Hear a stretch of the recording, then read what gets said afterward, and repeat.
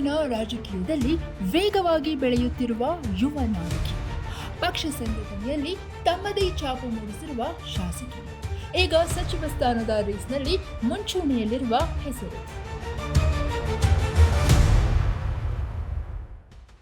ಹೌದು, ಮೂಡಿಗೆರೆ ಶಾಸಕಿ ನಯನಾ ಮೋಟಮ್ಮ ಅವರಿಗೆ ಸಚಿವ ಸ್ಥಾನ ನೀಡಬೇಕೆಂಬ ಒತ್ತಾಯ ದಿನದಿಂದ ದಿನಕ್ಕೆ ತೀವ್ರವಾಗ್ತಿದೆ.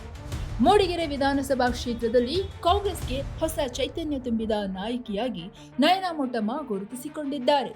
ಪಕ್ಷ ಸಂಘಟನೆ, ಜನಸಂಪರ್ಕ ಮತ್ತು ಕ್ಷೇತ್ರದ ಅಭಿವೃದ್ಧಿ ವಿಚಾರದಲ್ಲಿ ಸಕ್ರಿಯವಾಗಿ ಕೆಲಸ ಮಾಡಿರುವ ಅವರು ಮಲೆನಾಡಿನಲ್ಲಿ ಕಾಂಗ್ರೆಸ್ ಬಲವರ್ಧನೆಗೆ ಪ್ರಮುಖ ಪಾತ್ರ ವಹಿಸಿದ್ದಾರೆ.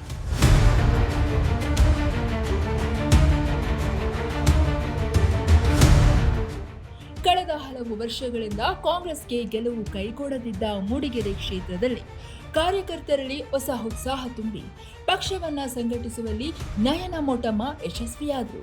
ಅದರ ಫಲವಾಗಿ 2023ರ ವಿಧಾನಸಭಾ ಚುನಾವಣೆಯಲ್ಲಿ ಕಾಂಗ್ರೆಸ್ ವಿಜಯದ ನಗೆಬೀರಿತು.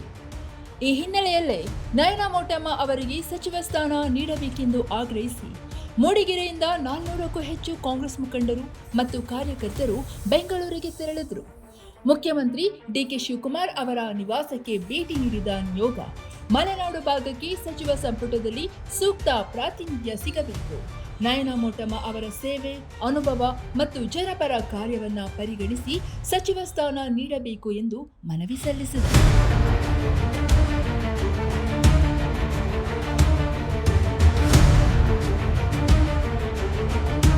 ಯುವ ನಾಯಕತ್ವಕ್ಕೆ ಅವಕಾಶ ನೀಡಿದರೆ ಕಾಂಗ್ರೆಸ್ಗೆ ಮತ್ತಷ್ಟು ಬಲ ಸಿಗಲಿದೆ.